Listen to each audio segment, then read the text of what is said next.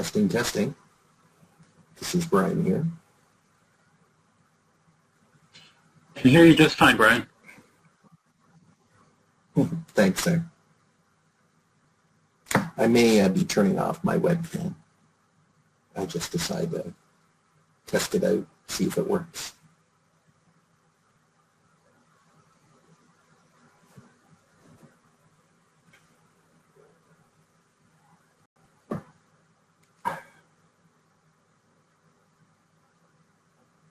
Oh, 4 minutes to go.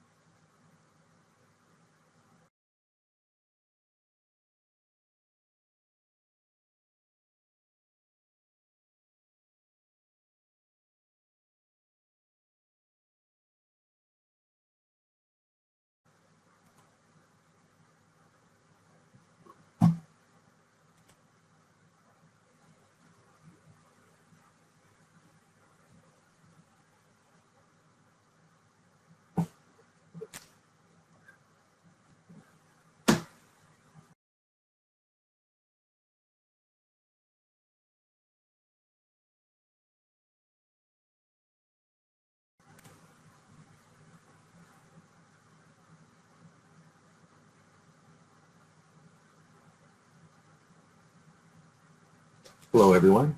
I was asked to double check my speaker mic volume. Have you noticed a difference?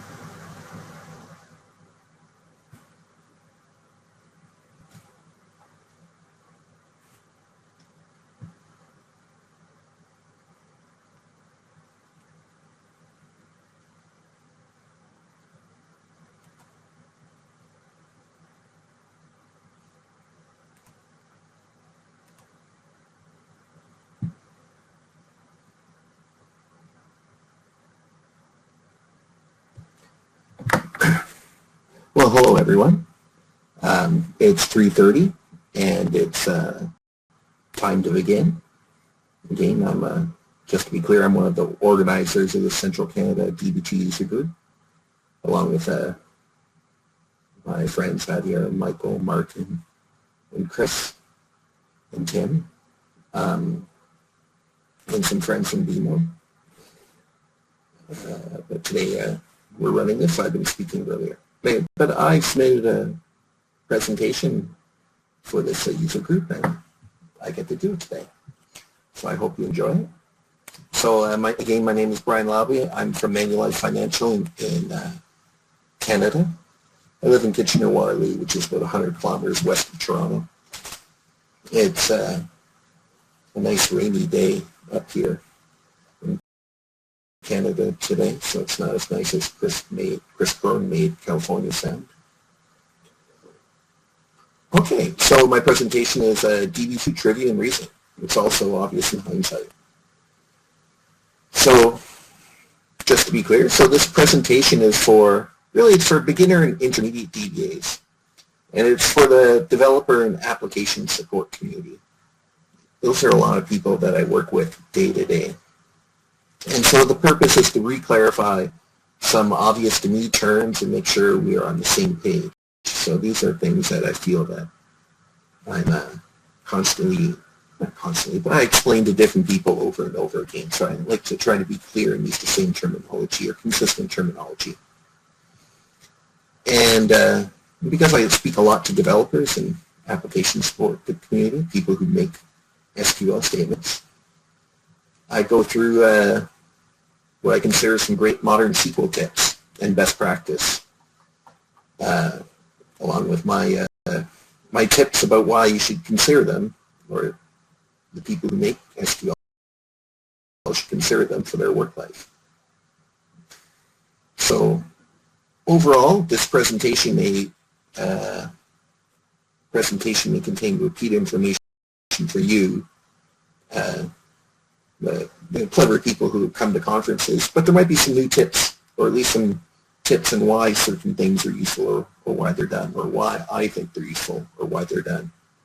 So I always try to ask why a change was introduced by IBM to DB2, or why this thing works in DB2 the way it does, not just what it does. Oops, did I? So, I think I must have bumped the P there. And along the way, I might share a few real-life experiences about why some of these things are useful. So I'm going to go over things I think everyone should know. So some mainframe terms that I use all the time, and people I use. And I have to differentiate when I talk about IBM support and who they are. And then I like to reiterate why we make RFEs and what is AHA, the AHA website. And along the way, as something related to what Anthony talked about this morning, I'm going to go over quickly what is a disaster and what does it mean to recover, because sometimes people think that the DR test that we do every year is sufficient to prove that we can recover our databases, but that's not really the case. I keep trying to drive home. Encryption, that's always a fun topic.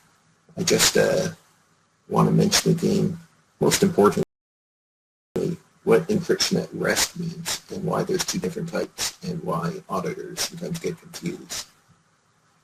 And then throughout I'll have some SQL tips and tricks, what I think is fun and need to know, what to think about doing data sets. I'll review the IBM supplied programs. They're not utilities. People keep saying they want to run the unload program, or the unload utility when they're talking about the TIAUL program. So I just always want to be consistent. And then I'll go back into why I think procedures and REST is so cool. There'll be some points about that along the way. So let's get into it. DB2 subsystem is, people use the words DB2 and database interchangeably, but I always like to try to differentiate. So, DB2 subsystem is everything about your DB2, but I don't like to say DB2 and database are the same thing. I prefer to think of DB2 as the subsystem or the instance, which contains multiple databases. Most of the databases are for applications. And so really, when someone asks me about for a list of databases, I ask what they mean, and maybe I just send them a list of names and it says database catalog table. And I like to differentiate subsystem with instance, because the subsystem exists all the time, but the instance is when DB2 subsystem is up and running. So, because the DB2 instance has memory and all the starter tasks that are running, whereas the DB2 subsystem is just the definition of DB2 to operating system and all that stuff. So, databases, subsystem, instance, they mean different things. So, try not to throw around the words interchangeably. this is a pet peeve for a long time, but people throw around the term region all the time. I don't know what they mean, but usually I think they mean a kick-started task. So unless you're talking about the space on your job card. And then another term that I want to make sure people use is, like, most application databases have one primary or logical user or application. So the application database may also be named after the application. But in reality, most databases are often used by, like, more than one application. So you have to be careful and remember that all the interface is out. So unless you call all those other applications the same name, which they may not be, all logical, so I like to think every application database has one logical primary application that uses it, but there's probably others, and vice versa. One application may primarily use one database, but it may also use other databases. So you have to be consistent when you use the term. Sometimes people will name the application database in their language, and I have to interpret what it means to the real Db2 database. Environment is another funny term I see thrown around all the time. And I like to think of an environment now as everything, all the infrastructure related to one application for all the application components to work in together. So prod is really everything, but like your non-prod environments may not be complete as prod, because they may not have all the servers, or you may not require it at all. So, or perhaps if you have multiple test environments, they don't all have the servers. So that the non-prod environments are never the same as prod. So I want to be clear with my end users when you talk about environment, what you're meaning. This environment is everything. It's going to be servers, kicks, batch jobs, all together.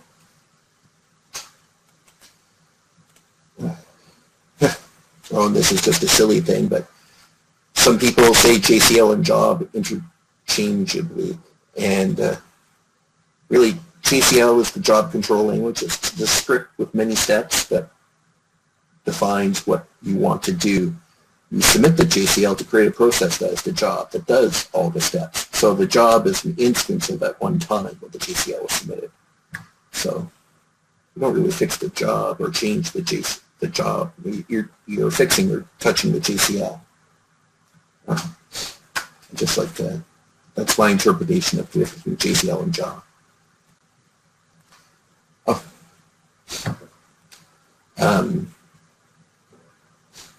And some people in my world talk about IBM, but it's like IBM's a big company. You have to be careful who you talk to. It's like, or not careful, but you have to understand who you're talking to. IBM software, they're the people who sell you the software, but then they're kind of done. IBM supports the software. And in our case, we might have IBM run our data center, and then their system DBAs or staff are supporting our mainframe directly, but they don't necessarily have a special magic way to get the IBM software or IBM support. So when we talk about IBM, I always like to think about, well, you got to be sure who you're talking about, like the support people or the different components. And that's important for my organization, who's also going to see this presentation. So I just want to remind people, like, really, it's what to do when you have a DB2 question. Well, you can always ask me, many people do, but you should really read the Knowledge Center. So the Knowledge Center's reference, it's not how to do something, but it really is the final word on how something should work, not why you should do that. So you should always read the Knowledge Center. It's perhaps a little dry at times, but I've grown to love it. It's a very good reference explanation of how something works. But if you want to know the why, then you should be attending user groups or IDUG conferences like you are now today. Learn from others. Read the listserv. IBM Redbooks often explain why we do something. So you can find IBM Redbook on your question. That's great. And of course, there's also DB2 blogs out there, including the IDUG Content Committee, which I'm a member of, so that's my little plug for my content committee. But basically, my point here is when you have a Db2 question, bookmark the Knowledge Center and go there always first. I have a link to the Knowledge Center in my email signature as a reminder to everyone I work with. Well, if I'm not around, just go to the Knowledge Center and look it up yourself.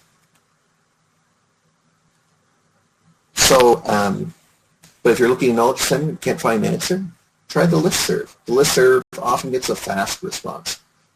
Maybe you're not happy with it, but you get a response. And if no one answers your question on the listserv, then maybe your question was too vague or unfocused. So think about it, maybe rephrase it. But remember, we do pay for support. So if you really just have kind of a question, IBM allows you to open a case with IBM support, and that's why we pay for support. They will answer your low importance case. So, and if they don't understand it, they will come back and forth. I use cases all the time for clarifications and proper official clarifications, and it works pretty good.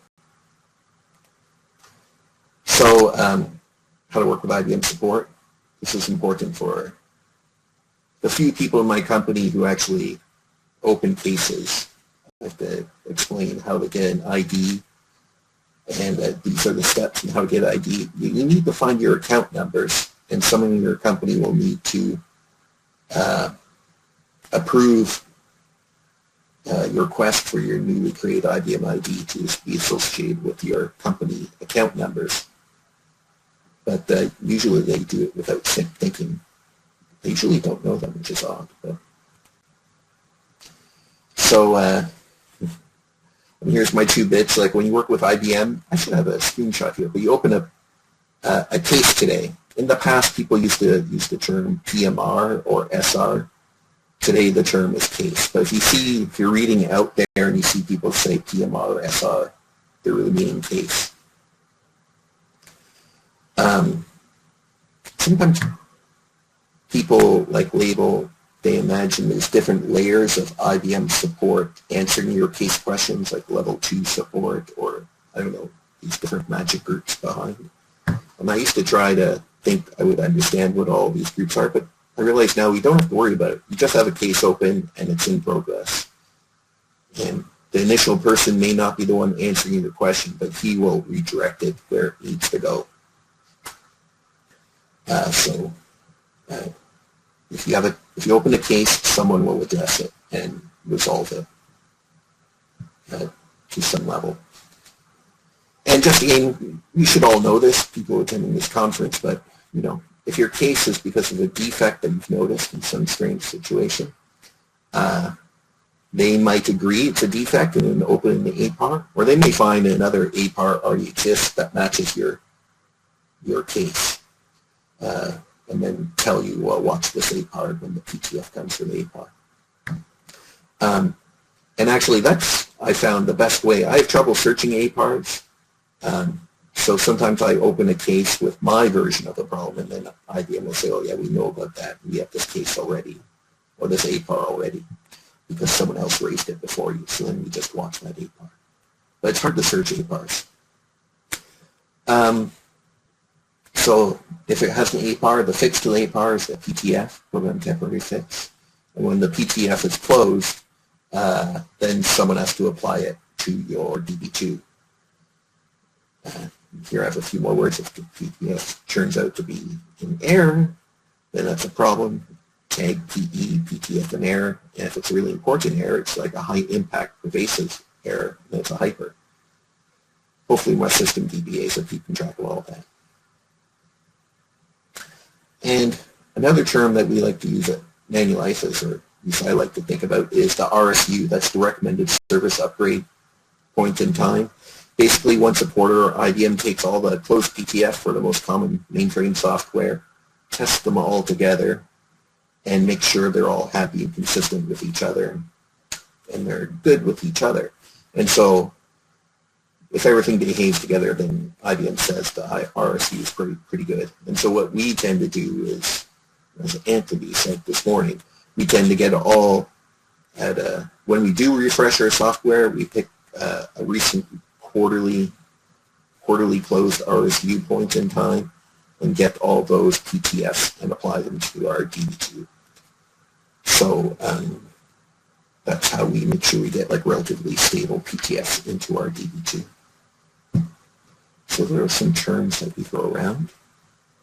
Oh, how to request IBM. So sometimes I open a case and they say, well, you know, that's how it works and what you want to do is not what it does, so too bad, right? Or else, so then you have to make a request for enhancement. So RFE is a term you may have heard about, but really what you have to do is go to the AHA website. So IBM has integrated with this AHA website to register all the requests from end users like me, perhaps like you, and then IBM will review them and consider them for implementation. And then other users of the AHA website can review and perhaps comment or upvote your idea. So this is really I believe to be the official way to ask IBM to enhance DB2 or add new functionality. Because they're always planning new functionality. They never really announce it like far in advance, right? Like, we only find out what's coming in the function level when it's properly announced, or when a new version of DB2, then you find out what's in GA. But you don't really know what they're doing in the background, what they're considering. And it's fine, they don't have to tell me. But at least if they are listed in AHA, or at least you made your 2 bits, perhaps they will consider it. And if enough people vote for it, they'll understand the importance. So having said that, not all ideas are equal, and some are easier for IBM to implement and have a higher impact to, or more visible to the end users of DB2. So they'll do some pros and cons. But some are very important to a very few subset of users, but they're very important. Some take a long time, and it's like low value, so I'm sure there's like a lot to go on. It's too bad that the upvoting button only has like one. It's like sometimes I vote for an idea, it's like, well, this doesn't impact me, but I can see how it impacts someone. I understand the idea, so I vote for it for someone else. But if you ask me, I'd rather have my ideas done first, but you can't. There's no priority in your voting. So another thing, if you're going to make AHA ideas, really try to be clear. Sometimes I review and read, and I don't understand what they're asking. They don't give a very good use case. I try to be very clear. Okay. And, you know, I personally, my plug for myself is like I have a bunch of AHA RFE ideas out there that I wish IBM would implement. I won't go through all of them here. I will mention my 2 favorites are at the top here. Declared global temporary tables. I love declared global temporary tables. Why can't you declare and populate them in the same step? It's like annoying. Every other RDMS lets you do that. And it's like clear in the SQL syntax diagram that they will allow it one day, but we cannot today. Because you can declare a table based upon a select statement, but you can't execute the select. It must be done separately. Annoying. And my second AHA RFE idea is like index compression.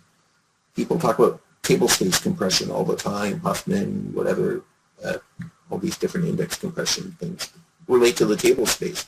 If you look in the catalog for index compression, there's like, they forgot to put interesting statistics about your index compression in the catalog. How annoying. How am I supposed to review my index compression? It's not in the catalog. Anyway, there we go. So this is something I try to tell my end users all the time is SQL stored procedures.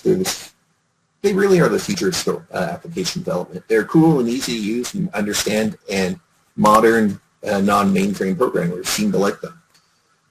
So, and they're cool because SQL PL, procedural language. You can have variables, loops, ifs, all the usual stuff. And so you can put real application logic. And in fact, you can put like a lot of application logic inside. Minimizes I/O between your database server and the application. So I think applications should be considering using procedures more and more often, especially if the new little bits of application functionality they're adding. And everyone should be using procedure versions. I love versions. I don't care what the name is, but this version thing is really cool. As Chris mentioned earlier, it's like you create objects, you specify a version, and then you activate that version, and it makes fallback so easy. So we have to do that. We have to use versions all the time. So there's a lot of setup the first time, especially for native SQL stored procedures, which is really what I'm talking about. The external procedures have their place, but they're a lot of work. But I did some proof of concept about building a native SQL stored procedure. I built something useful to me. I proved to myself that I could debug it in the Data Studio debugger, and then I started showing some end users. And I have a few applications using procedures now. My example procedure that I built was like a little procedure to find all my identity columns and then validate the current next value against the actual value of the table. If they don't match, the procedure generates a script of altering the identity columns to be the appropriate new max value. This was a problem because of how I copied data from one environment to another. But it was kind of a fun procedure to build.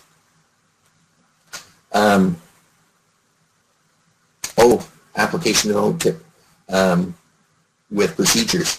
You should consider autonomous procedures. Really, one of the great use cases for autonomous procedures is like having an autonomous procedure to do application logging. So then you can log like some like where I am statement or something, some sort of tracing of your application flow into another DB2 table, and it's autonomously committed in case you come back. Or else you can log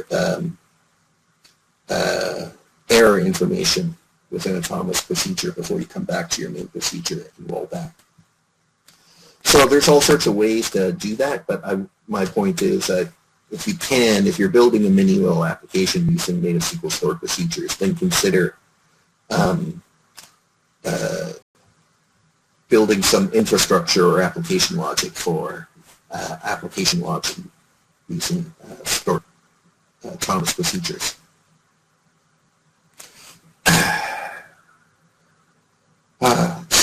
Here I'm going to go into result sets and rows and how they're not really the same thing. Especially if you're doing a join in your SQL, what the result set contains is the result of that select statement. Doesn't necessarily map to a row in the table. People always say rows when they mean result set. Especially if there's like a function around your column values, then it's not really a value.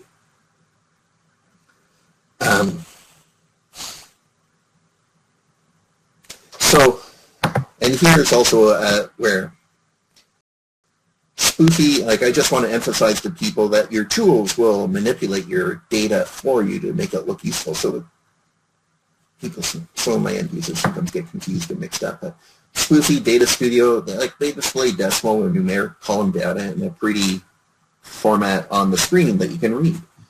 But the same select run through TIL will put the output exactly as it comes, because TIL is not making a report. It's just extracting your SQL result set, and whatever it gets back, it goes into the output. So you've got to remember that if you're running a SQL select through TIL, the output may not be pretty to read, but do you want to read it? I was asked that, well, what do you want to do with this result set? It depends on who's reading or why you're reading.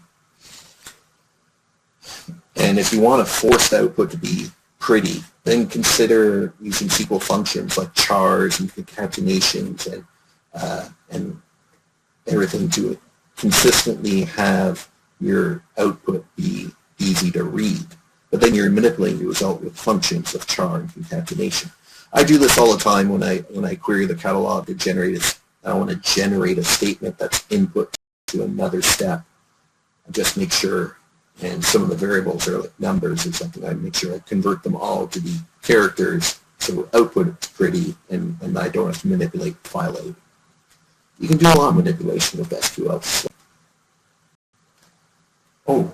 Here's my little digression about disaster recovery. So back in the day, we would back up everything. Well, for DB2 itself, the DBAs would back up the catalog and the BSDS and the logs and whatnot. And us application DBAs, we would back up all the application table spaces inside the application database.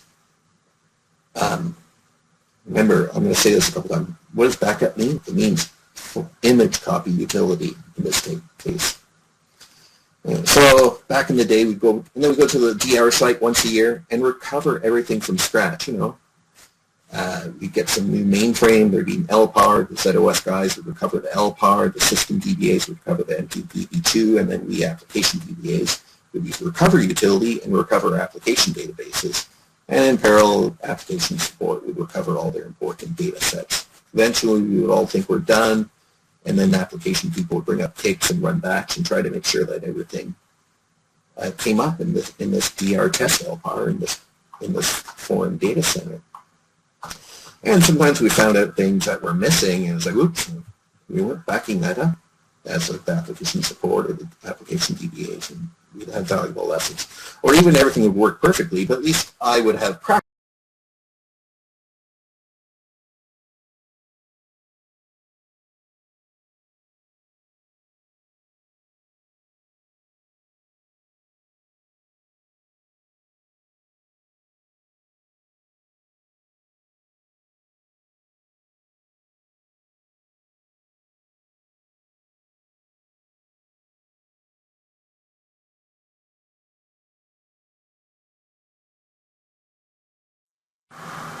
Hello.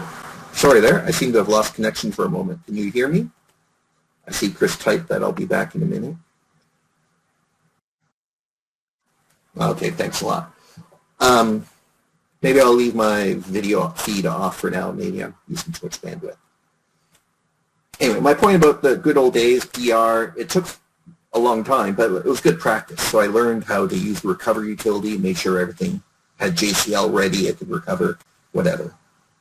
But nowadays, we have data mirroring of disk and tape, and all the data is mirrored from one set of disk and tape in the real prod to a copy of the disk and tape in the other data center. So in the event of disaster, we just spin up a new DR test LPAR, not the same name as the real LPAR because it's a test LPAR, and point to the copy of the data, and everything fires up and everything works. So no real recovery.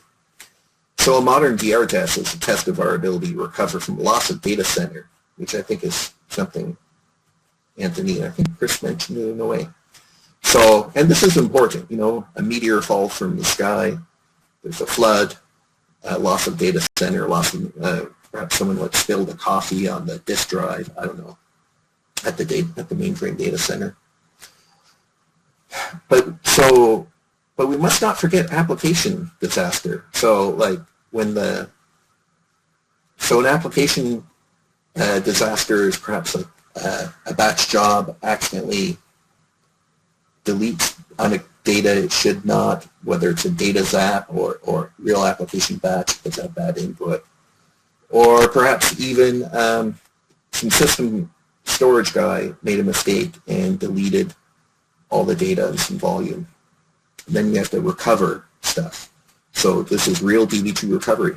So back in the day, we would recover at the DR test, but today we don't practice application recovery as we should. So I want to remind people that, why I want to practice application recovery all the time. When they think, well, we do a DR test and it's successful, why do you want to do more recovery? Because I have to practice recovering my application database. And you want to know the best place to practice your application recovery? Inside the DR test LPAR after you've validated that your main disaster recovery test is successful. Well, then you have a copy of this mirrored data. So practice recovering at the end of your DR test. Ask yourself something, and how will I recover from that scenario, and practice it in the DR testing LPAR. I think that's important. Oh, here, well, that's enough of that. So here I'm going to go through some random topics. SQL opinion number 1, so distinct. I've never met a select with a distinct that I like. Whenever I see someone having a select and it contains a distinct, I ask them why. And they should have an answer. Because really, sometimes it implies that they don't understand their data. In place of distinct, if I almost always suggest using select with a count and a group by. It's the same amount of work for Db2, and you get the useful count information. So, and then you're not using distinct. So it makes you think that there's reason. There's very few cases to use distinct, I think. Selects without order by. Whenever I see a select without an order by, I'm always suspicious. They may be depending that the data tends to return in a particular way, which may be true for years and years, but you can't assume. So, and we once had an application that for like 10 years, no one noticed that the cursor didn't have an order by, and then one day there was a rebind and the order came back different, and the application blew up. It was a big mess. So now I make sure that like, whenever I see a select, I ask, like, why don't you have an order by? Even if you're sure, put an order by. Or even if it's just one row. Well, if it's one more row, then you don't need it. But like, tell me that you know it's one row. Here's where I try to go. The sample programs from IBM, they're samples. They give you the source. They're not really part of DB2, I suppose, but they're samples. TEP2, TEP4, TIUL, and TIAD. They're useful. Everyone uses them, or some of them. So they're sample because IBM delivers the source code, so you can look at it and modify the existing or write similar programs. I've never done that. I've never even looked at it, but well, I looked at TIAU and stuff. Yeah, so, but they are not to be confused, especially TIAUL. It's not to be confused with the unload utility. TEP2 and TEP4. TEP2 is like, it's a simple common program to execute selects and batch or any SQL statement and produce a very simple formatted report. There are more options for formatting the report today. If you read the Knowledge Center documentation, you see that there have been enhancements. So you should do that. But you use TEP2 to look at the results. You shouldn't be using TEP2 as a backup. Like, why would you do that? Like, what do you expect to do with it as a backup? You use TEP2 to look at it and, like, be happy with it. And so TEP2 does single row fetch, but who cares? Sure, multi-row fetch is more efficient for large results. But remember, I'm only using TEP2 to look at small results. Why would I be producing a result set of 1 million rows using TEP2? What do I expect to do with that?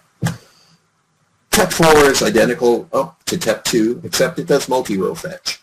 But so it would be more efficient if you had a need to run 1 million rows through TEP2. But like I said, you don't have to do that. And people confuse me when they say batch spoofy. I think they're meaning TEP2 most of the time. Spoofy is very much an ISPF delivered panel, but the DB2 interactive ISPF panel. So it's not really a batch program. So I just call it TEP2, not spoofy. TIAD, it's like TEP2, but worse. It processes all SQL statements except select. If someone uses TIAD for like a particular reason, I would be interested to know. You can perhaps email me at the end. But basically, it turns out I don't use TIAD for anything. I just use TEP2 all the time. And here TIAUL, so the very useful unload program. It has the option to, I always use the SQL option where you can just give it a whole SQL select statement with whatever select you want, joins, order bys, whatever. Now remind my end users, TIAUL has two outputs. The syspunch describes the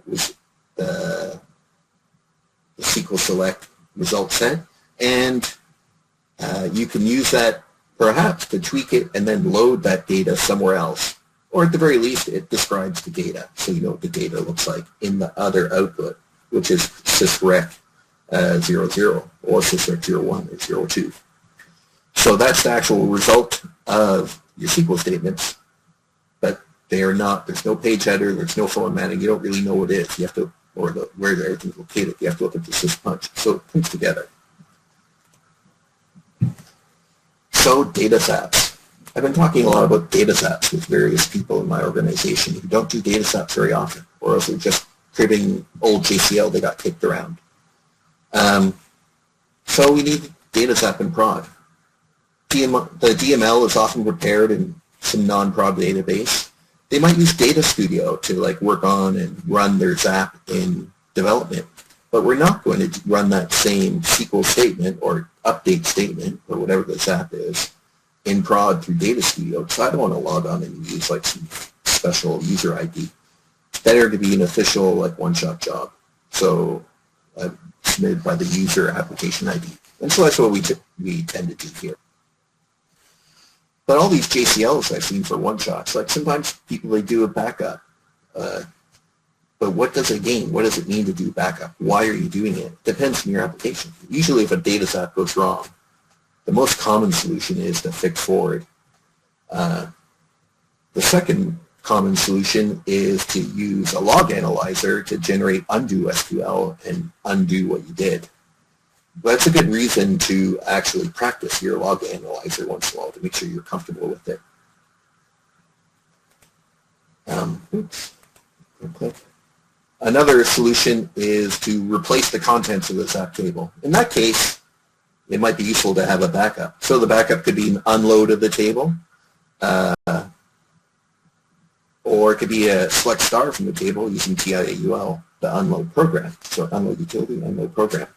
But again, like, is that really a good restore or recover? Because do you want to do, like, what if there are other changes to the table after your Zap? So you always have to think about, just because like you threw a quiesce before your update Zap doesn't mean you're going to recover back. You're probably going to fix forward. So like, be prepared for your data Zap and think about it. So I'm going to rush through a couple of these slides in order so I don't run out of time.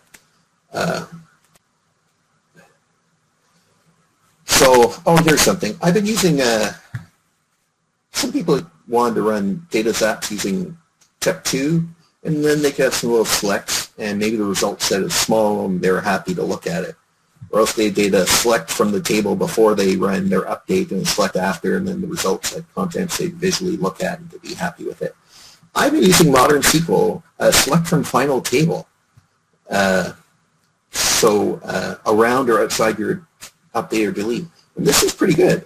So select from final table, I'll have an example be useful. It's pretty useful, and you can see exactly what you changed with the wrap, the statement that's inside.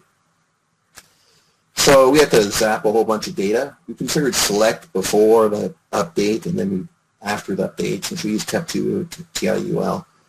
But we decided to use select from final table. There's a little trick that's documented in Knowledge Center, but you have to, when you reference the table you're updating, you have to include and add some new columns to contain the old value. And then we use TIAUL, and we produce an output of like thousands of rows that I don't really need to look at, but at least it's there as a simple record. And then I can see exactly what was updated. So I'm encouraging my end users to consider using select from final table. So here's, you can see this very similar example in Knowledge Center, but it's like, I put a select, I wrapped it with from final table in my update, and then I keep the previous salary as the current salary, and then I multiply my salary by whatever, and then I get my result, and I see the new salary and the previous salary. So here I obviously ran it in Data Studio, but if I run it in TIUL, the output would be slightly different, but it would be a simple output. Same thing for delete, except you select from old table and then you get all the rows that you deleted.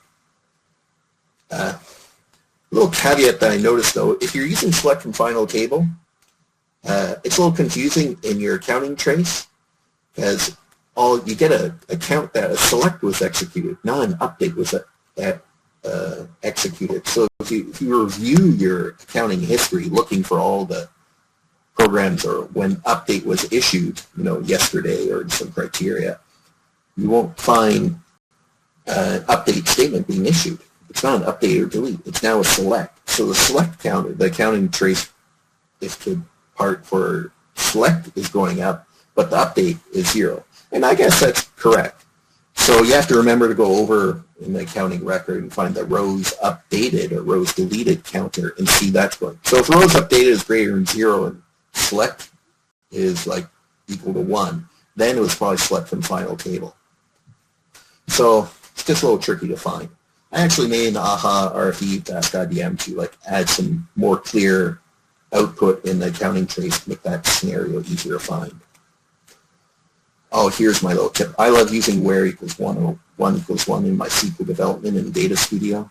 This is my justification. Basically, it's easier to use in Data Studio and do control / and comment it out or comment out other lines and leave it.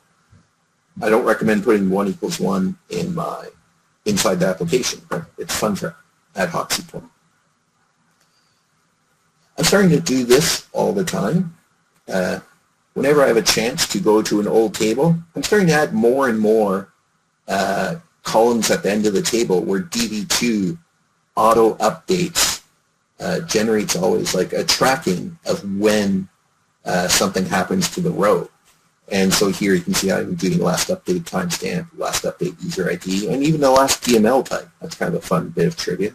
It's only char1, so why not? So I'm adding this to more and more tables where I know questions come and I want to track it.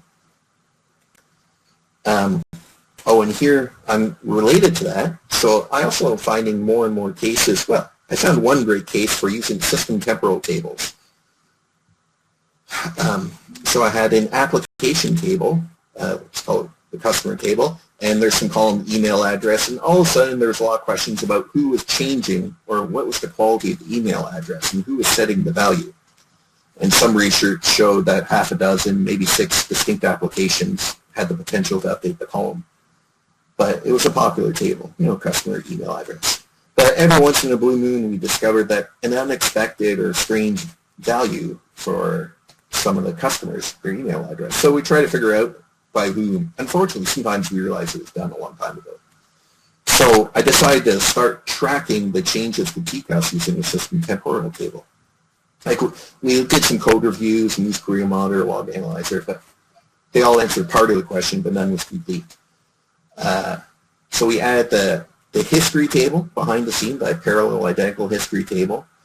We added the required tables, columns to the main table, and then we activate the temporal relationship.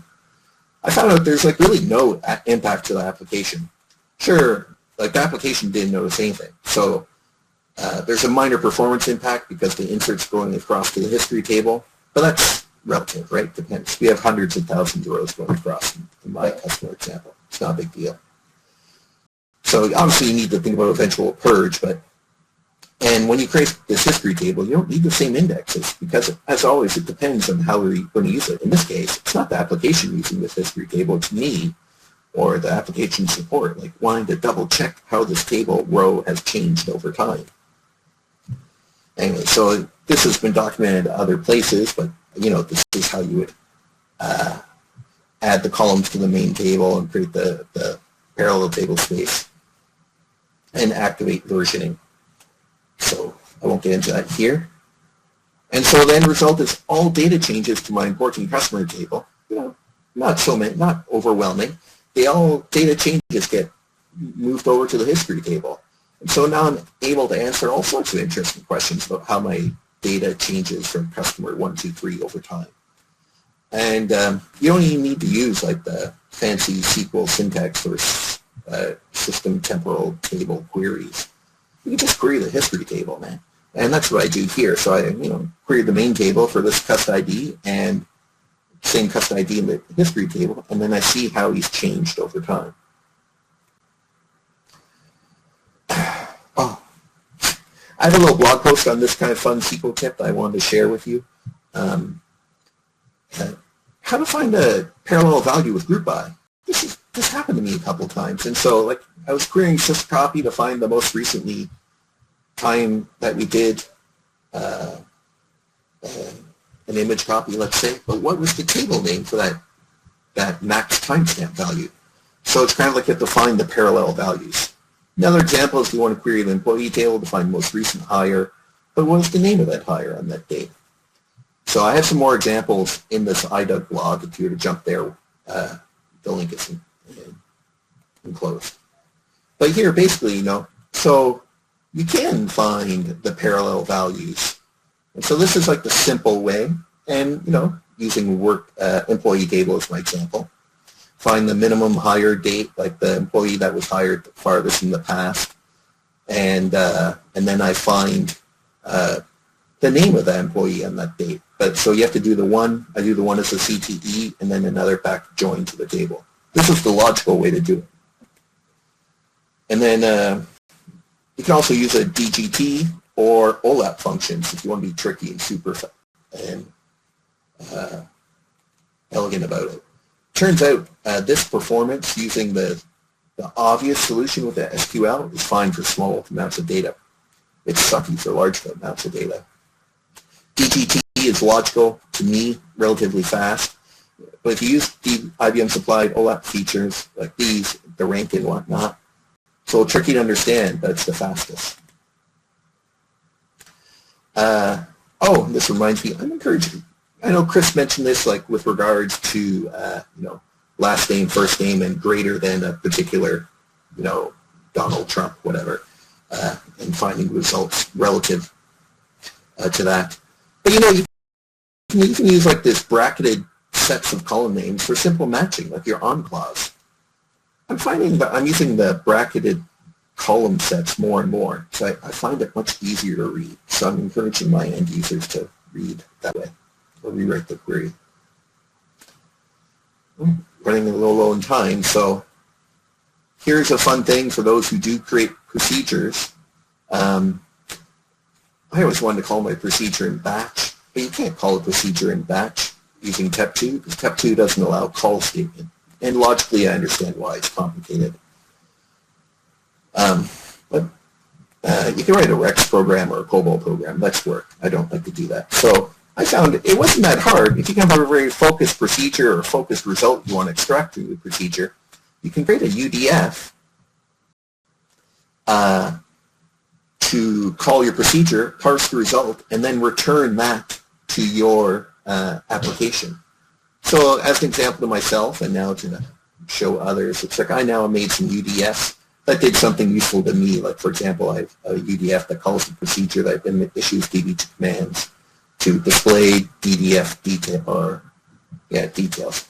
And that's a way, to me, I was interested to know my Db2 data server name. There's no special register for that. Interesting. You can find server name or location and other stuff. There's no special register or variable for the host name. It's in the display DDF detail command. Anyway, so I made my UDF parse that result and then return it kind of like a special register, function result. Oh, you know, I had an end user recently who was experienced with SQL procedure language, and some other RDMS allow you to write like more dynamic and like do looping in your scripts in ad hoc tools. We can't do that with Db2. But so it's kind of a pity. I should ask why it's not allowed one day. But it turns out the more I think about some of the examples where someone gave me a script that they wrote from a SQL Server perspective, doesn't work in Db2. But we just ended up rewriting it as a DGT, like a declared temporary table, and we're able to do the same work. Temporary tables are pretty powerful. I wrote a post a couple years ago about temporary tables, declared temporary tables, and you can go back there and see it. It doesn't cover this topic exactly. Anyway, so this person, they wanted to insert like 10,000 random rows into a working table, mock up some data. So simply, I just declared a temporary table, used recursive SQL to stuff it, and then we referenced this recursive SQL and we inserted it into all the tables that needed like values, and we referenced a temporary table. And yeah, it worked pretty elegant. Oh. One thing about temporary tables, there's no easy way to get tons of data into a temporary table. You can't use load utility. Minor annoyance. I understand why. But turns out running 700 inserts into a temporary table is slower than one insert with the union of 750 select statements. So that's one kind demoing here. So if you're kind of thinking about how to stuff lots of data in, this is what I did in this case. It was like an Excel spreadsheet that had the values. And my little 2 bits here is like I always, whenever I see SQL that has union, I ask, like, are you sure you want union or union all, right? Like there's a difference. In general, union all avoids next to sort because it doesn't have to look for, it's saying like allow duplicate rows in each of the selects to come together. So if you know there's no duplicates, use union all. It makes it seem like you know what you're doing for your SQL. So union all. Oh, so I'm running out of time. I want to tell my end users to stop saying bind when you mean rebind. Just quickly go over it. Kind of like what Terry was getting onto today. Why do you rebind? You don't rebind blindly. And then just like, but with regards to the minus 805, sometimes people say, oh, I got 805, I'll just rebind. Well, you know, if you really think about it, that's not why. You probably have something wrong in your logic. I don't know. Go ahead, rebind, or heck, even bind. But it's better for you when you get 805 to understand what is where are you getting your load module and where are you getting your package from. Like they have to match up. And then, I wanted to say a few words on REST. I've converted a couple procedures to be available versus REST services. And for my developers out there who can't even spell DB2, REST they love it because they don't need to know anything. You don't need to install a client. It's just like a web service API that they specify. They post and it returns the result. They don't really need to know that it's a select statement or if your DB2 REST service API is complicated, it can be a call to a procedure which can do something fun and complex. So I think REST services are really great. So you've got to really start using them. And even like, the other thing is SecPort. You can use like secure port with REST services on any machine in my company and like no certificates involved, no using secure network encryption. It's great. So consider using REST services. I might do a bigger presentation next year. And here I just wanted to say one last bit about encryption. It's a loaded word. What do we mean by encryption? There's all sorts of different layers. And importantly, data at rest. Well, my disk is encrypted because like everyone has encrypted mainframe disk drive. Heck, even my laptop is encrypted. So my data at rest is encrypted. But everyone's data at rest is encrypted. IBM has realized that it's more subtle, and they have like that new data set encryption thing available, which they have multiple presentations about. But the reason that is important is because that type of data set encryption allows people to look at the data set, and perhaps the storage guy can look at it but not look inside it. Maybe he can move it, but he can't look inside it.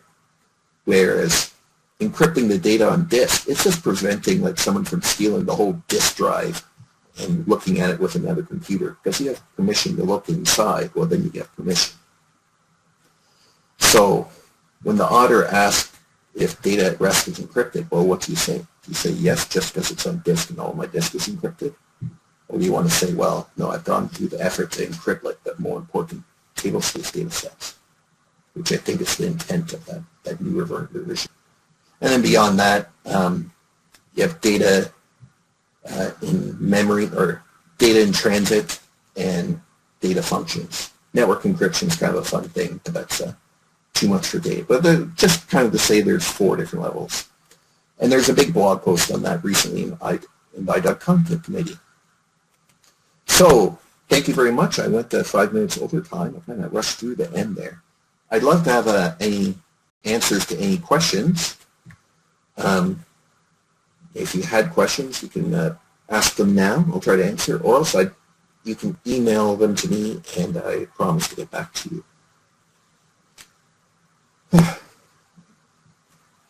So again, thank you very much.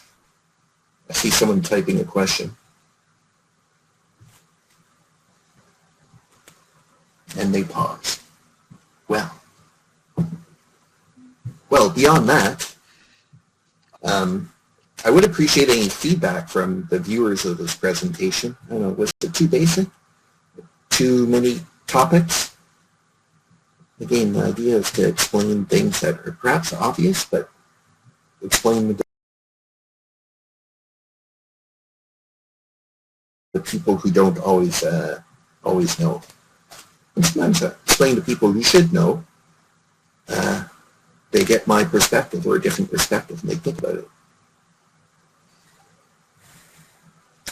Well, if you have any input, you can email. And thanks to all presenters of today.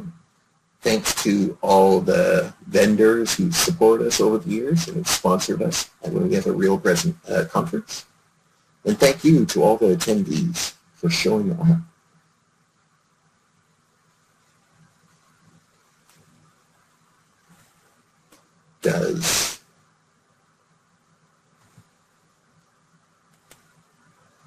Thank you, Dean. I will consider that. I kind of rushed through the amount, yeah. And the evaluation form, we will be sending out an evaluation form to all attendees after the conference is over. This copy of my presentation is the one I submitted to IDUG North America, so this is kind of their usual template. We don't have a special link yet. Does anyone else from the I'd like to thank everybody for coming today, and we'll get started again tomorrow morning.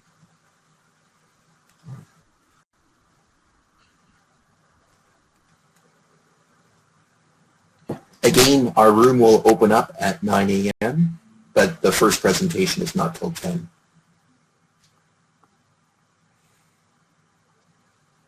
And again, as Chris Munkin has mentioned earlier, all the presentations are available for download from our Central Canada Db2 User Group website.